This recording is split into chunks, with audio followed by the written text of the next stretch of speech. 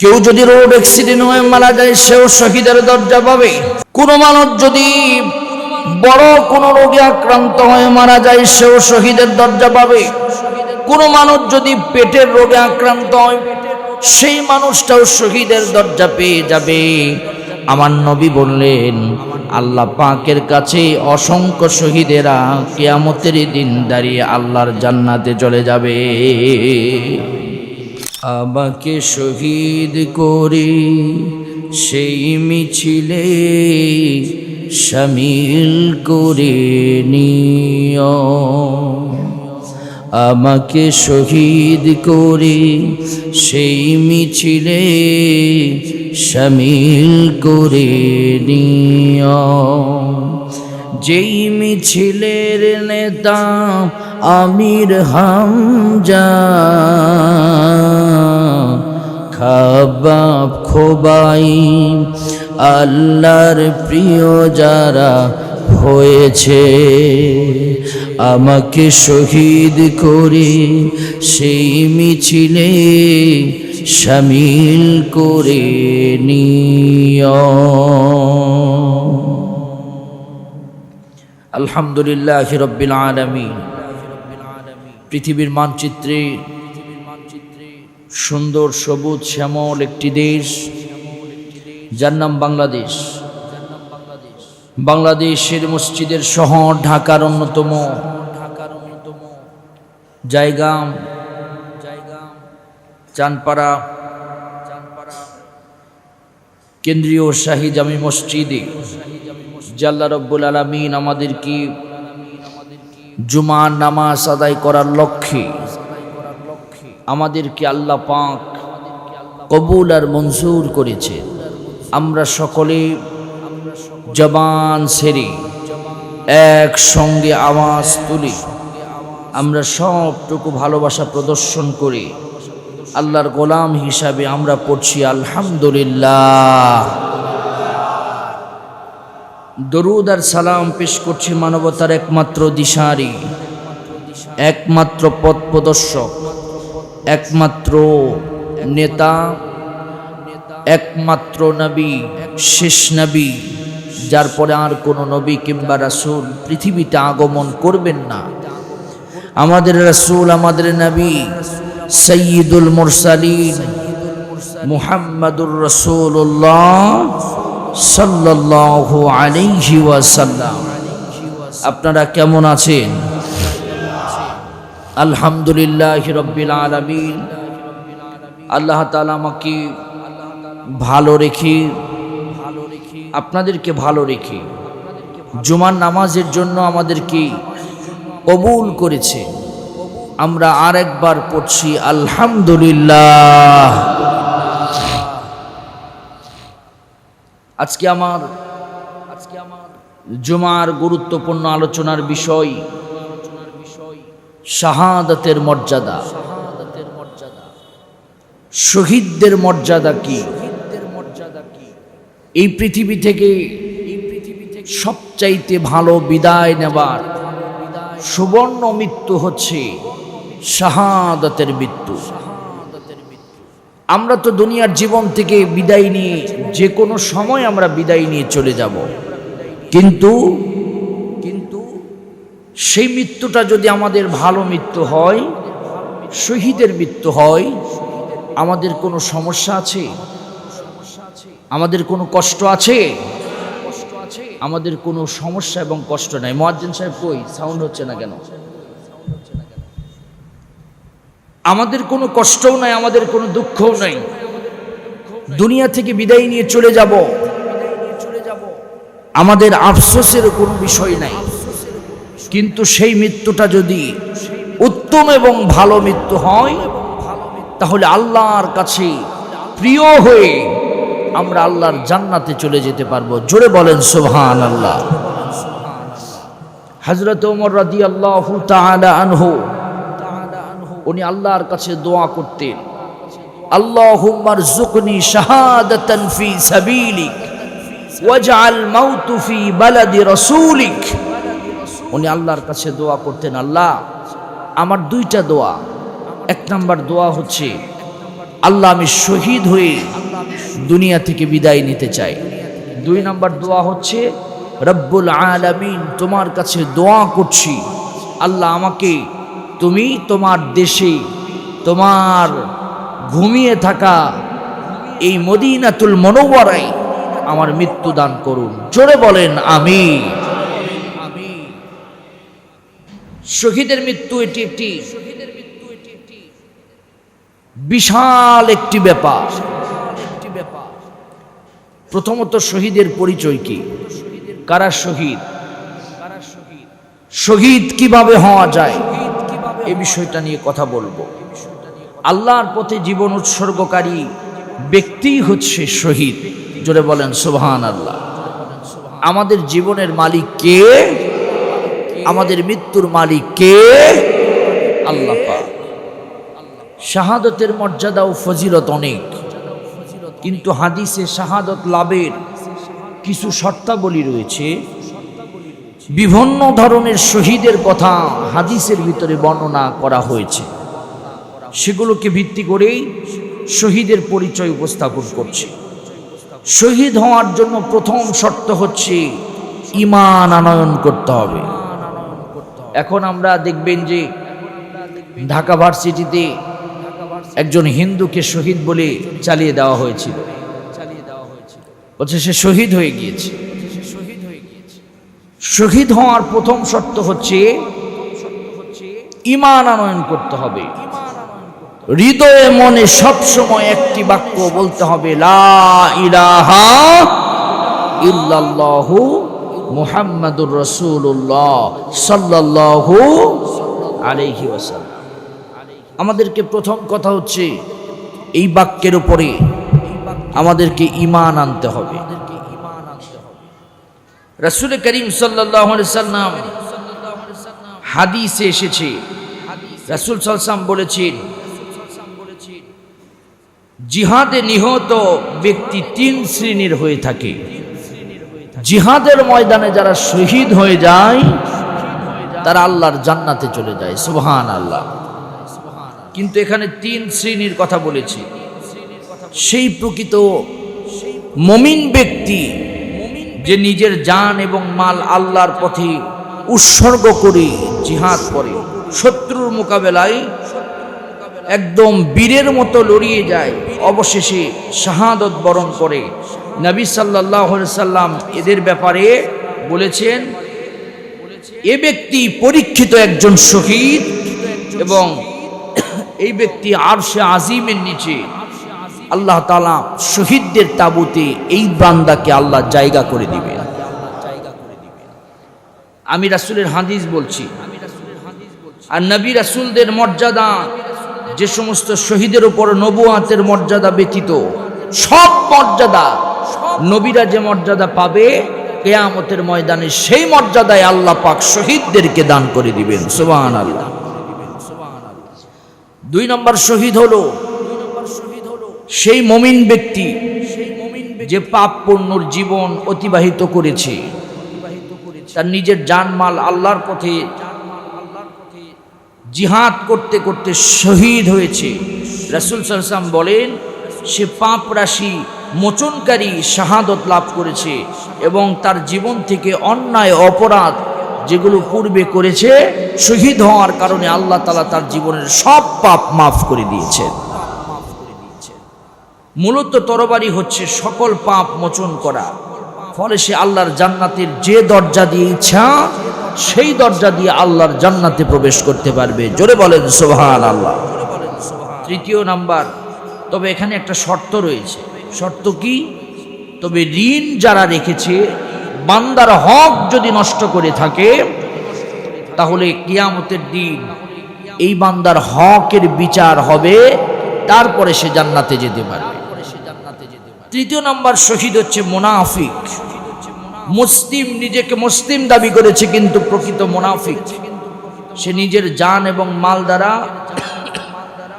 জিহাদ করে, এমনকি শত্রুর মোকাবেলায় যুদ্ধ করে মৃত্যুবরণ করেছে, সে জাহান্নামে প্রবেশ করবে। কারণ তার অন্তরের ভিতরে নিফাকি ছিল, সে মুনাফিক।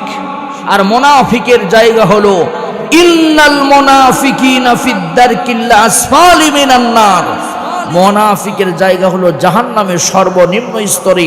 সে জিহাদ করুক, কিন্তু অন্তরের ভিতরে যদি নিফাকি থাকে, মুনাফিকি থাকে, সে শহীদ হিসাবে আল্লাহর দরবারে কখনোই কবুল হবে না। শহীদদের মর্যাদা বর্ণনা করতে গিয়ে আব্দুল্লাহ ইবনে আব্বাস রাদিয়াল্লাহু তাআলা থেকে একটি হাদিস এসেছে। হাদিসে জাবের রাদিয়াল্লাহু তাআলা খুব অসুস্থ অবস্থায় বিছানায় পড়ে আছে। তার নিকটে কিছু মহিলারা গেল, গিয়ে মহিলারা কান্নাকাটি করতে করতে উপস্থাপন করছে, আমার বাবা, আমার আত্মীয় শহীদের তামান্না ছিল, কিন্তু সে তো আল্লাহর পথে জিহাদ করতে পারেনি, সে তো শহীদ হতে পারল না। রাসূল করিম সাল্লাল্লাহু আলাইহি সাল্লাম এই কথাটা শোনার পর আল্লাহর নবী, বিশ্ব নবী মুহাম্মদুর রাসূলুল্লাহ সাল্লাল্লাহু আলাইহি সাল্লাম বললেন, তাহলে তো তোমাদের হিসাবে শহীদের পরিমাণ কম হয়ে যায়, শহীদের পরিমাণটা কম হয়ে যায়। এই জন্য আল্লাহ নবী বলল, যারা জিহাদের ময়দানে যাবে তারাই শুধু শহীদ হবে না, এছাড়াও আল্লাহর নবী শহীদদের কথা বর্ণনা করতে গিয়ে বলেন, যারা আগুনে পুড়ে কিংবা কোনো মহামারীতে আক্রান্ত হয়ে কিংবা পানিতে পড়ে কিংবা সন্তান প্রসব করতে গিয়া কেউ যদি মারা যায়, আল্লাহ রাব্বুল আলামিন তাদেরকেও শহীদ হিসাবে কবুল করবে। জোরে বলেন সুবহানাল্লাহ। কেউ যদি রোড অ্যাক্সিডেন্ট হয়ে মারা যায়, সেও শহীদের দরজা পাবে। জোরে বলেন সুবহানাল্লাহ। কোন মানুষ যদি বড় কোন রোগে আক্রান্ত হয়ে মারা যায়, সেও শহীদের দরজা পাবে। কোন মানুষ যদি পেটের রোগে আক্রান্ত হয়, সেই মানুষটাও শহীদের দরজা পেয়ে যাবে। আমার নবী বললেন, আল্লাহ পাকের কাছে অসংখ্য শহীদেরা কিয়ামতের দিন দাঁড়িয়ে আল্লাহর জান্নাতে চলে যাবে। এখন শহীদদের মর্যাদা কি? আমরা শহীদ হতে চাই কি চাই না? আমরা শহীদ হতে চাই। আমাদের মনে তামান্না থাকতে হবে, আল্লাহ তুমি আমাকে শহীদ হিসাবে কবুল করো। জোরে বলেন আমিন। আরো জোরে বলেন আমিন। কারণ সবচাইতে ভালো মৃত্যু শহীদের মৃত্যু। শহীদ যারা হয়, ভালো মৃত্যু যাদের হয়, তাদের মৃত্যুর কোনো যন্ত্রণা হয় না।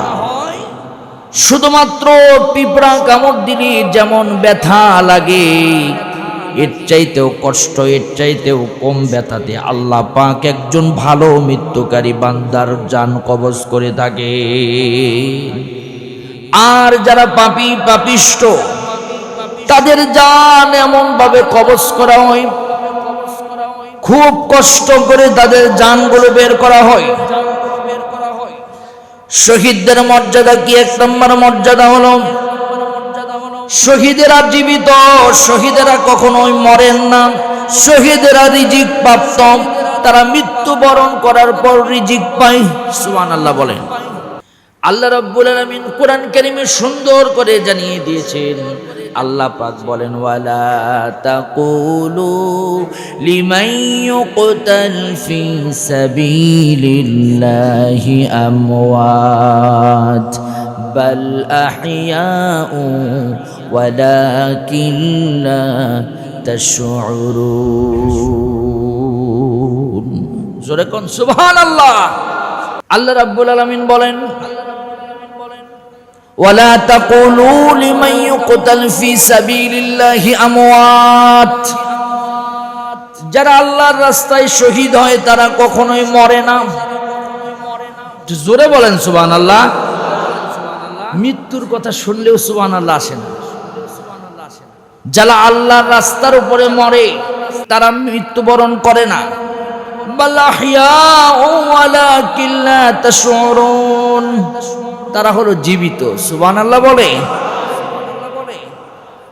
আল্লাহ বলেন, শুধু তাই নয়, আল্লাহ রাব্বুল আলামিন জানায়া দিয়েছেন, বান্দা শোনো, তারা শুধু জীবিত থাকে না, তাদেরকে আল্লাহ পাক জান্নাত থেকে রিজিকের ব্যবস্থা করে দেয়। আল্লাহ রাব্বুল আলামিন সূরা আলে ইমরানে 169 নম্বর আয়াতে কারিমায় বলেন, ওয়ালা তাহসাবান্নাল্লাযীনা কুতিলু ফি সাবিলিল্লাহি আমওয়াতান বাল আহইয়াউন ইনদা রাব্বিহিম ইউরযাকুন। আল্লাহ বলেন, যারা আল্লাহর পথের উপরে জীবন দিয়েছে তাদেরকে তোমরা মৃত্যু বলো না। যারা মৃত্যু নয়, তারা আল্লাহর কাছ থেকে রিজিক প্রাপ্ত হন, তাদের কবরের ভিতরে আল্লাহ জান্নাত থেকে রিজিকের ব্যবস্থা করে দেন। সুবহানাল্লাহ পড়ে। এখন আমাদের ভালো মৃত্যু চাওয়ার দরকার আছে না নাই? যদি মরতে হয়, আল্লাহ তুমি আমাদের মৃত্যুটা জুমার দিন দিও। সুবহানাল্লাহ বলে। যদি মরতে হয়, ইমাম ইয়ামুতু ইয়াউমিল জুমআ আও লাইলাতিল জুমআ ইল্লা ওয়াকাহুল্লাহু ফিতনাতাল কবর। কেউ যদি জুমার দিন কিংবা জুমার রাত্রিতে মৃত্যুবরণ করে, আমার নবী বলেন আল্লাহ পাক তার কবরের আযাব আল্লাহ মাফ করে দেয়। আমার প্রিয় বন্ধুগণ, আমার প্রিয় ভাইয়েরা, আমার শহীদদের দ্বিতীয় মর্যাদা হলো, শহীদরা আল্লাহর পক্ষ থেকে বিশেষ রহমত এবং ক্ষমা প্রাপ্ত। সুবহানাল্লাহ বলেন। আল্লাহ রাব্বুল আলামিন বলেন, আল্লাহ পাক কোরআন কারীমে সূরা আলে ইমরানের ভিতরে বলেন, আর তোমাদেরকে যদি আল্লাহর রাস্তায় হত্যা করা হয়, তোমাদেরকে যদি আল্লাহর রাস্তায় মারা হয়, তোমরা মরে যাও, তাহলে অবশ্যই আল্লাহর পক্ষ থেকে তোমাদের উপরে ক্ষমা এবং রহমত আল্লাহ নাজিল করে দিবে। আল্লাহর পথে যারা দুনিয়া থেকে বিদায় নেয়, তার সাধারণ কোনো মৃত্যু হয় না, তাদের সাথে আল্লাহর ক্ষমা, আল্লাহর রহমত তাদের সাথে থাকে। জোরে বলেন সুবহানাল্লাহ। 3 নম্বর মর্যাদা হলো, শহীদদের 3 নম্বর মর্যাদা হলো, শাহাদাতের মৃত্যুতে কোনো যন্ত্রণা হয় না। সুবহানাল্লাহ বলেন। যারা আল্লাহর রাস্তায় শহীদ হয়ে যায়, বিছানায় পড়ে হোক, আর পেটের অসুস্থতায় হোক, আর পানিতে পড়ে হোক, আর রোড অ্যাক্সিডেন্টে হোক, আর বাতিলের গুলিতে হোক না কেন, শহীদ যখন মৃত্যুবরণ করবে, ওই মৃত্যুর ভিতরে কিঞ্চিত পরিমাণ যন্ত্রণা নাই। ওই বান্দাটা কখন যেন দুনিয়া থেকে বিদায় নেবে নিজেও বুঝতে পারে না। অনেক মানুষ দেখবেন ঘেঁষে হেসে মৃত্যুবরণ করে, কথা বলতে বলতে মৃত্যুবরণ করে। অনেকে দেখবেন সেজদাতে মৃত্যুবরণ করে। সুবহানাল্লাহ পড়ে। অনেকে ওযু করতে করতে মৃত্যুবরণ করে, দেখবেন এগুলো হলো ভালো মৃত্যু। আবার অনেকে দেখবেন পায়খানায় পয়রা মরে। অনেকে দেখবেন মৃত্যু বরণ করতে করতে পায়খানা করে, এগুলো হলো খারাপ মৃত্যু। তবে সবার ব্যাপারে খারাপ ধারণা করা যাবে না। অনেক অসুস্থ মানুষ থাকতে পারে, হঠাৎ করে পায়খানা বের হয়েছে, সেই মুহূর্তে মালাকুল মাউত এসে তার জানটা কবজ করেছে, তাই বলে আপনি খারাপ ধারণা করবেন না। মৃত্যুর সময় যদি পায়খানা পেশাব হয়ে যায়, আপনি খারাপ ধারণা করবেন না একটা মৃত্যু ব্যক্তির ব্যাপারে। কিন্তু হাদিসের ভিতরে আলামত এসেছে, একজন মানুষ যখন ইমানদার মৃত্যুবরণ করে, ইমানদারের চেহারা সুন্দর হয়ে যায়, আর বেঈমানের চেহারাটা কালো কুচকুচে হয়ে যায়। ইমানদারের চেহারার ভিতর থেকে নূর চমকায়, আর ইমানদার হাসতে হাসতে কালিমা পড়তে পড়তে মৃত্যুবরণ করে। আল্লাহ নবী বলেছেন, মান কানা আখিরু কালামি লা ইলাহা ইল্লাল্লাহ, যার জীবনের শেষ বাক্য হবে লা ইলাহা ইল্লাল্লাহ, সে জান্নাতি। যার জীবনের শেষ বাক্য হবে লা ইলাহা।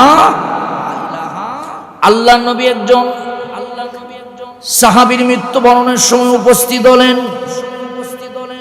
বিশ্ব নবী দেখলেন তার সাহাবীর হাতের কবজি পর্যন্ত ঘেমে গিয়েছে, কপালের ভিতরে ঘাম যেন চিকচিক করতেছে। শরীরের ভিতর থেকে একটা সুঘ্রাণ বের হচ্ছে। আল্লাহর নবী তার ঘামটা মুছে দিয়ে বললেন, এই বান্দাটা মৃত্যুবরণ করলে আল্লাহর জান্নাতি হয়ে যাবে। সাহাবীরা জিজ্ঞাসা করলেন, ইয়া রাসূলুল্লাহ, মানুষ যখন পেরেশানি হয়ে যায় তখন তো মানুষ ঘেমে যায়। আল্লাহর নবী বললেন, ঈমানদার যখন মৃত্যুবরণ করবে, ঈমানদারের কপালের ভিতরে ঘাম আসবে, আর এই ঘামগুলো মুক্তার দানার মতো চকচক করবে। এই বান্দা মৃত্যুবরণ করলে আল্লাহর জান্নাতে চলে যাবে। ঈমানদার মৃত্যুবরণ করবে, কবজি পর্যন্ত ঘেমে যাবে। সুবহানাল্লাহ বলে। 4 নাম্বার হলো শহীদদের পুরস্কার সরাসরি আল্লাহর জান্নাত। সুবহানাল্লাহ বলে। শহীদদের পুরস্কার সরাসরি আল্লাহর জান্নাত। এরপরে 5 নাম্বার পুরস্কার হলো, আমি কিছু শহীদের কথা আপনাদেরকে বলবো, এই জন্য শুধুমাত্র পয়েন্টগুলো আপনাদেরকে বলে নেই। 5 নাম্বার হলো, জান্নাতে যাওয়ার পর শহীদেরা আবার দুনিয়াতে আসার জন্য আকাঙ্ক্ষা করবে।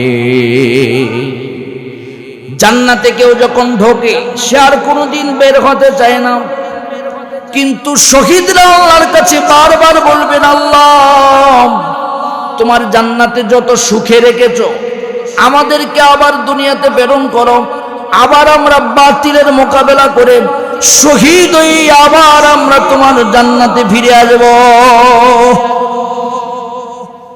আল্লাহর কাছে বলবে, আল্লাহ বলবে, আবাদান আবাদা, যতদিন থাকবে তোমার সুযোগ সুবিধা নিয়ামত তত বাড়তেই থাকবে। সুবহানাল্লাহ বলে। 6 নাম্বার হলো, স্বয়ং রাসূল সাল্লাল্লাহু আলাইহি ওয়াসাল্লাম এবং তার সাহাবীরা শহীদ হওয়ার ইচ্ছা পোষণ করেছেন। সুবহানাল্লাহ বলে।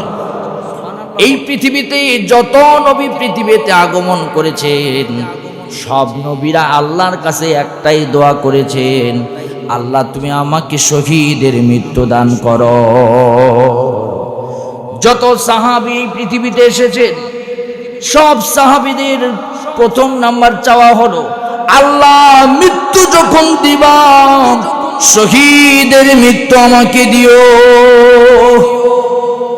হযরত ওমরের কথা বললাম, হযরত ওমর তো দোয়া করেছেন, আল্লাহ তুমি আমাকে শহীদের মৃত্যু দিও। হযরত ওমরকে বেঈমানেরা খঞ্জর মেরে নামাজের ভিতরে দুনিয়া থেকে বিদায় করে দিয়েছেন। হযরত ওমরের দোয়া কবুল হয়েছে।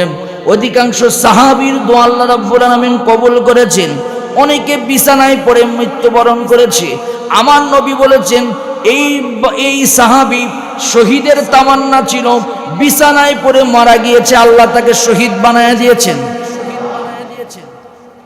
যার মনে শহীদের তামান্না থাকবে, সে যদি বিছানায় পড়েও মরে যায়, আল্লাহ তাকে শহীদ হিসাবে কবুল করবেন।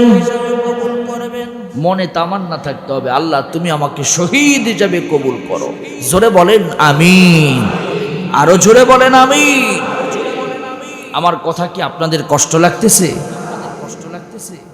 জীবনের সেই বান্দাটা সফল যার জীবনের শেষ অবস্থা ভালো, মৃত্যুর অবস্থা ভালো, সে হলো সফল। জোরে বলেন সুবহান। 6 নাম্বার হলো, তার নিকট আত্মীয়দের মধ্য থেকে 70 জনের পক্ষ থেকে তাকে সুপারিশের অনুমতি দেওয়া হবে। সুবহানাল্লাহ বলে। একটা শহীদ 70 জন আত্মীয় স্বজনকে সুপারিশ করে আল্লাহর জান্নাতে নিয়ে যেতে পারবে। সুবহানাল্লাহ বলে। এখন আসেন শহীদদের কিছু নমুনার কথা আপনাদেরকে বলি। একজন শহীদের কথা বলি আপনাদেরকে, যিনি মাত্র বিবাহ করেছে, নাম তার হানজালা রাদিয়াল্লাহু তাআলা আনহু। জিহাদের ডাক এসেছে। জিহাদের ডাক যখন এসেছে, হানজালা স্ত্রীর সাথে সহবাস করেছেন। এই মুহূর্তে আল্লাহর নবীর ডাক এসেছেন। ওই ডাকে স্ত্রীর সাথে সহবাস করার পর গোসল করার টাইম পর্যন্ত পায়নি। জিহাদ জিহাদ জিহাদ ফি সাবিলিল্লাহ, উহুদের ডাক এসেছে। হানজালা রাদিয়াল্লাহু তাআলা গোসল না করি বলছে, স্ত্রী গোসল করতে গেলে সময় লাগবে। আল্লাহর ফরজ জিহাদের ডাক এসেছে। নবীর সম্মান আর ইসলাম রক্ষা করার জন্য উহুদের ময়দানে ছুটে গেলেন। যাবার পর যুদ্ধ করতে করতে শহীদ হয়ে গেলেন। আল্লাহ নবী, বিশ্ব নবী শহীদদের যখন লাশগুলো একত্রিত করলেন, দেখলেন হানজালা রাদিয়াল্লাহু তাআলা মাত্র বিয়ে করেছেন। এই হানজালার লাশটা আমার নবী দেখে একটু অবাক হয়ে গেলেন। পিছনে তাকায়া দেখলেন একজন সুন্দরী নারী দাঁড়ায় আছে। ডাক দিলেন নবীকে, তুমি কে? ইয়া রাসূলুল্লাহ, আমি হানজালার নতুন স্ত্রী। সুবহানাল্লাহ বলে। এই কথা বলেছে রাসূল, চোখ দিয়ে টপ টপ করে পানি ফেলেছে। আল্লাহর নবীকে বলছে, আমার স্বামীর খবর কি? ইয়া রাসূলুল্লাহ, এই জিহাদের ডাক আসার কারণে আমার স্বামী ফরজ গোসল পর্যন্ত করতে পারেনি, আপনার পথে ছুটে এসেছে। আল্লাহর নবী বললেন, হানজালার লাশের দিকে একটু তাকাও। হানজালার লাশের খবর কি? সাহাবীরা বলছে, ইয়া রাসূলুল্লাহ, এই হানজালার লাশ থেকে, তার চুল থেকে টপ টপ করে পানি পড়তেছে। আল্লাহর নবীর কাছে জিবরাইল এসে জানায়া দিলেন, ইয়া রাসূলুল্লাহ, আল্লাহ রাব্বুল আলামিন হানজালাকে জান্নাতের পানি দিয়া গোসল বানায় শহীদ হিসাবে কবুল করেছে। কি সৌভাগ্য তাদের, কি পরম মর্যাদা তাদের। এমন যদি আমাদের জীবনটা হতো কতই না ভালো। এই জীবনের পরে তো বিশাল একটা জীবন আমাদের আছে, সেই জীবনের হিসাব তো দিতে হবে। কিন্তু শহীদ হলে কোনো হিসাব দেওয়া লাগবে না, সরাসরি জান্নাত। সুবহানাল্লাহ বলেন। আরেকজন সাহাবীর কথা বলি, মিকদাদ বিন আসওয়াদ রাদিয়াল্লাহু তাআলা, যিনি জান্নাতের কথা শুনে খেজুর পর্যন্ত হাত থেকে ফেলে দিয়েছিলেন। আল্লাহ নবী বললেন, নবীর কাছে অনুমতি চাইলো, ইয়া রাসূলুল্লাহ, বিয়ে করতে চাই। নবী বললেন, অনুমতি দিলাম। মেহেদি রাঙানো হাত। আল্লাহ নবীর পিছে ফজরের নামাজ পড়তে এসেছেন। আসার পরে জিহাদের কথা শুনে আমার নবীর সাথে হাত তুললেন। ওঠানোর পর আল্লাহ নবী বললেন, তোমার হাতে তো মেহেদি রাঙানো, তুমি তো বিবাহ করেছো। ইয়া রাসূলুল্লাহ, বিবাহ করার পর শুকরিয়ার নামাজ পড়তে শুরু করেছি। 2 রাকাত নামাজ পড়ে এত মজা পেয়েছি, সারা রাত আমার কেটে গিয়েছে, আমি বাসর ঘরে যেতে পারি নাই। নবী, আপনি বলেছেন শহীদ হয়ে গেলে আল্লাহ রাব্বুল আলামিন 70টা 72টা হুর দান করবেন। আর এক একটা হুর যদি দুনিয়াতে থুতু ফেলে, সেই থুতুটা গোটা দুনিয়া পুরে ছারখার হয়ে যাবে। দুনিয়ার বাসর ঘর করতে চাই না নবী, আপনি আমাকে জিহাদের খাতায় নাম লিখে শহীদ জিহাদের ময়দানে নিয়ে যান, আর আমার জন্য দোয়া করেন আমি যেন শহীদ হয়ে যাই। সুবহানাল্লাহ বলে, আমি যেন শহীদ হয়ে যাই। আল্লাহ নবী বলেন, চলো। নিয়ে গেল। যাবার পর শহীদ হয়ে গেল।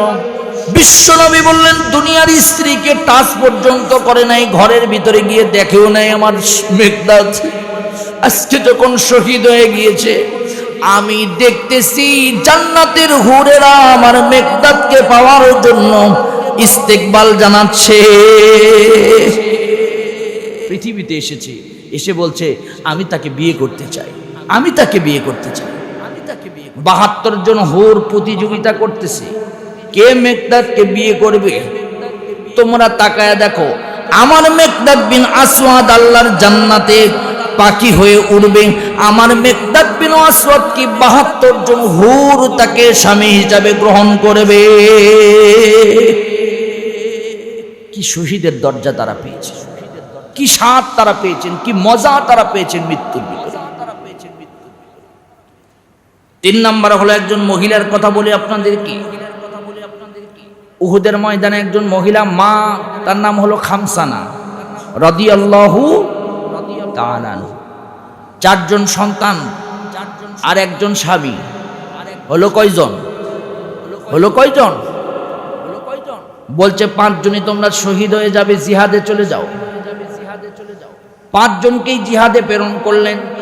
নবীর তাবুতে বসে বসে শুধু দোয়া করতেছে, আমরা যখন সন্তানগুলোকে বাহিরে পাঠাই আমরা দোয়া করি আল্লাহ নিরাপদে ঘরে ফিরাও, কিন্তু মহিলা দোয়া করতেছেন আল্লাহ আমার প্রত্যেকটা সন্তানকে তুমি শহীদ হিসাবে কবুল করো, আমার স্বামীকেও শহীদ হিসাবে কবুল করো। কিছুক্ষণ পর সংবাদ আসলো, খামসানা তোমার বড় ছেলে দুনিয়া থেকে বিদায় নিয়েছেন। খামসানা এক ফোঁটা চোখের পানিও ফেললেন না, দুঃখে কষ্টে সুখে তার চোখ দিয়ে পানি বের হয়ে গেল। হাসি দিয়ে বলছেন আলহামদুলিল্লাহ, আল্লাহ আমাকে শহীদের মা হিসাবে কবুল করেছে। দ্বিতীয় নাম্বার সন্তান, কিছুক্ষণ পর আল্লাহর কাছে দোয়া করছে আল্লাহ আমার 3টা সন্তানকে তুমি শহীদ বানাও। কিছুক্ষণ পর সংবাদ আসলো দ্বিতীয় সন্তান শহীদ, তৃতীয় সন্তান শহীদ, চতুর্থ সন্তান শহীদ। কিছুক্ষণ পর খোঁজ আসলো খামসানা তোমার স্বামীও শহীদ। খামসানা আল্লাহর কাছে হাত তুললেন, তুলে দোয়া করে বললেন বুখারীর হাদিস, আল্লাহুম্মা শাদ্দাফনি বিকবলি কতলিহি ওয়া আরজু মির রাব্বিহি আইয়াসবাহানি ফি মুস্তাকারনি ওয়া রাহমা। আয় আল্লাহ তাআলা তোমার কাছে দোয়া করি, আমার 4টা সন্তানকে শহীদ করে দিয়েছো, আমার কোনো আপত্তি নাই, আমার স্বামীকেও শহীদ করেছো, আমার আপত্তি নাই, খুশি হয়েছি, কিন্তু জান্নাতি আমার স্বামী কি আমি স্ত্রী হিসেবে আমাকে জান্নাতে আমার স্বামীকে পাওয়ার তৌফিক দান করো, আর 4টা সন্তানের মা হিসাবে কিয়ামতের দিন আমাকে মাফ করি জান্নাতে শহীদের মা হিসাবে কবুল করো। কি তামান্না ছিল তাদের, কি মহব্বত ছিল জিহাদের প্রতি, শহীদ হওয়ার প্রতি। এখানেই শেষ নয়, আপনাদেরকে আর একজন সাহাবীর নাম বলি। আব্দুর রহমান ইবনে আউফ, বৃদ্ধ মানুষ, বয়স হয়েছে। নবী বলল আর জিহাদে যেতে হবে না, আর জিহাদ করতে হবে না, তোমাকে রুখসত দিলাম। হঠাৎ করে ডাক শুনেছে জিহাদ জিহাদ জিহাদ, ঠিক থাকতে পারেনি, ঘর থেকে বের হয়ে গিয়েছে। স্ত্রী বলছে তোমাকে না রাসূল বলল তোমাকে যেতে হবে না? বলছে না আমি যাব। স্ত্রী রাস্তার ভিতরে যদি মৃত্যুবরণ করি আমার লাশটা যেন বাড়িতে নিয়ে এসো না, আমার লাশটা তুমি জিহাদের ময়দানে রেখে দিবে, আল্লাহ যেন আমাকে শহীদ হিসাবে কবুল করেন। পথের মধ্যে ইন্তিকাল করলেন আব্দুর রহমান ইবনে আউফ। সাহাবীরা তার লাশ বাড়িতে নিয়ে আসতে বললেন, কিন্তু তার স্ত্রী বলল না বাড়িতে নিয়ে আসা যাবে না, আমার স্বামীর লাশটা জিহাদের ময়দানে নিয়ে যাও। জিহাদের ময়দানে রাখলেন, রাসূলের কাছে জিজ্ঞাসা করলেন, আল্লাহর নবী বললেন জিহাদের জন্য বাড়ি থেকে বের হয়েছি, আমি আব্দুর রহমানের লাশের ব্যাপারে ঘোষণা করলাম সে আল্লাহর শহীদ হয়েছে। সুবহানাল্লাহ বলেন। মনের তামান্না ছিল শহীদ হবে, রাস্তার মধ্যে মারা গিয়েছে, জিহাদের ময়দানে হাজির করে শহীদের মর্যাদা আমার রাসূল ঘোষণা করেছেন। সুবহানাল্লাহ বলেন। আরেকজন সাহাবীর কথা বলবো, আমর ইবনুল জামহ। 2টা পা নাই, 2টা হাত নাই। রাসূল বলল তোমাকে জিহাদে যেতে হবে না, তুমি ঘরে বসে বসে তুমি শুধু আল্লাহ আল্লাহ জিকির করো। পা নাই, হাত নাই, 2 পা নাই, 2 হাত নাই। মনের তামান্না কি দেখেন, কি মৃত্যুর প্রতি মনের স্বাদ দেখেন, আর কি ভালো মৃত্যুর প্রতি আকর্ষণ দেখেন। স্ত্রীকে বলছি স্ত্রী আমার ঘরে একটা ঘোড়া আছে না? হ্যাঁ ঘোড়া আছে, সামনে নিয়ে আসো। নিয়ে আসলো। সন্তানদের স্ত্রীদেরকে ডেকে বলল এই ঘোড়ার সাথে আমার 2টা পা বেঁধে দাও, আর আমার শরীরটা এমন ভাবে বেঁধে দাও আমি যেন পড়ে না যাই, আর আমার পিছে একজন ওঠো, আমাকে একটু জিহাদের ময়দানে নিয়ে যাও। সুবহানাল্লাহ বলেন। আমি শাহাদতের গন্ধ পাচ্ছি নাকের ভিতরে। জিহাদের ময়দানে আসলেন আমর ইবনুল জামহ। হাতে কোনো তরবারি নাই, পায়ে কোনো শক্তি নাই, শরীর শুধু নাড়াই, আর মনে হচ্ছে তরবারি দিয়ে যুদ্ধ করতেছে। কিতাবের ভিতরে এসেছে আমর ইবনুল জামহর সাথে হাজার হাজার ফেরেশতারা জিহাদের ময়দানে, হাজার হাজার ফেরেশতারা আমর ইবনুল জামুহর পক্ষ হয়ে জিহাদের ময়দানে লড়তেছিল। হঠাৎ করে তাকে কাফের বেঈমান মারলো, কচুকাটা করে দিল, একদম শেষ হয়ে গেল। আমার নবীর কাছে খবর আসলো, হাত নাই পা নাই আমর ইবনুল জামুহ জিহাদের ময়দানে সে শহীদ হয়ে গিয়েছে। আল্লাহ নবী বলল, আমর ইবনুল জামুহর দিকে তাকায় দেখো, আমার আমর ইবনুল জামুহ হাসতে হাসতে আল্লাহর জান্নাতে চলে গিয়েছে। তার চেহারার ভিতরে দেখো, সে হাসতেছে। সুবহানাল্লাহ বলেন। যুবকদের উদ্দেশ্যে আর একজন সাহাবীর কথা বলবো, নাম হলো মুসআব ইবনে উমাইর রাদিয়াল্লাহু, সবাই বলেন রাদিয়াল্লাহু তাআলা আনহু, মন থেকে বলেন রাদিয়াল্লাহু তাআলা আনহু। মুসআব ইবনে উমাইর খুব বড় লোকের সন্তান ছিলেন। কত বড় লোক বলতে গেলে সে হলো সামিউল ইসলাম। সে কত বড় লোক ছিল, এই যুগের সবচাইতে বড় বিল গেটস তার চাইতেও বেশি সম্পত্তির মালিক ছিল মুসআব ইবনে উমাইর। এক বাবার এক সন্তান, তার বাবা দুনিয়া থেকে বিদায় নিয়ে চলে গিয়েছিল। আমার ভাইয়েরা, তার মা শুধু বেঁচে ছিল। কত সম্পদ তার ছিল, একটা বর্ণনা দিই। সেই সময়ের সবচাইতে ভালো ঘোড়া, ভালো যানবাহন, এখনকার মার্সাইজ গাড়ি, তারপরে প্যারাডো, এইরকম পরিমাণের গাড়ি, আর সেই সময় ভালো একটা ঘোড়ার সমপরিমাণ দাম ছিল। সে ঘোড়া নিয়ে ঘুরতো, সকালে একটা বিকালে একটা চেঞ্জ করত। এবং সকালে যে জামা পরতো কোনোদিন আর সে জামা পরতো না, বিকালে যে জামা পরতো কোনোদিন আর সে জামা পরতো না। এখনকার কোটিপতিরাও তো একটা জামা 7 দিন পরে, কিন্তু সে এক জামা ওয়ান টাইম ইউজ করতো, একবার ইউজ করতো। আমরা যেমন ওয়ান টাইম প্লেট একবার ইউজ করে ফেলে দেই, মুসআব ইবনে উমাইর একবার ইউজ করতো। মুসআব ইবনে উমাইরের শরীরে এত সুঘ্রাণ লাগাতো, যে রাস্তা দিয়ে যেত 10 দিন পর্যন্ত সে রাস্তায় মুসআব ইবনে উমাইরের সুঘ্রাণ থেকে যেত। কত দামি আতর সে ব্যবহার করত। মুসআব ইবনে উমাইর একটা বিলাসী যুবক ছিলেন। পায়ের ভিতরে কত সুন্দর সুন্দর জুতা পরতেন, অনেক স্বর্ণ তার ছিল, যা বলতো তাই হতো। মুসআব ইবনে উমাইর হঠাৎ করে একদিন দেখলেন রাসূল তখন গোপনে গোপনে কালিমার দাওয়াত দিচ্ছে। মুসআব ইবনে উমাইর ঘোড়া নিয়ে ছুটতেছিলেন। অনেক যুবকরা দোয়া করত, অনেক যুবকরা মনে মনে কামনা করত, আমি যদি মুসআবের মতো এইরকম যুবক হতে পারতাম, এইরকম টাকার মালিক হতে পারতাম। হাই রে বিলাসিতারে। রাস্তা দিয়ে যাচ্ছিলেন, হঠাৎ করে দারুল আরকাম গোপনে আমার নবী কোরআন শরীফ তেলাওয়াত করতেছিলেন। সুবহানাল্লাহ বলে। মুসআব ইবনে উমাইর বলছে, কে এত সুন্দর সুর বাজায়? আস্তে আস্তে 1 পা 2 পা করে গেলেন, গিয়ে দেখলেন ঘরের ভিতরে আমার নবী কোরআন তেলাওয়াত করতেছে। সুবহানাল্লাহ বলে।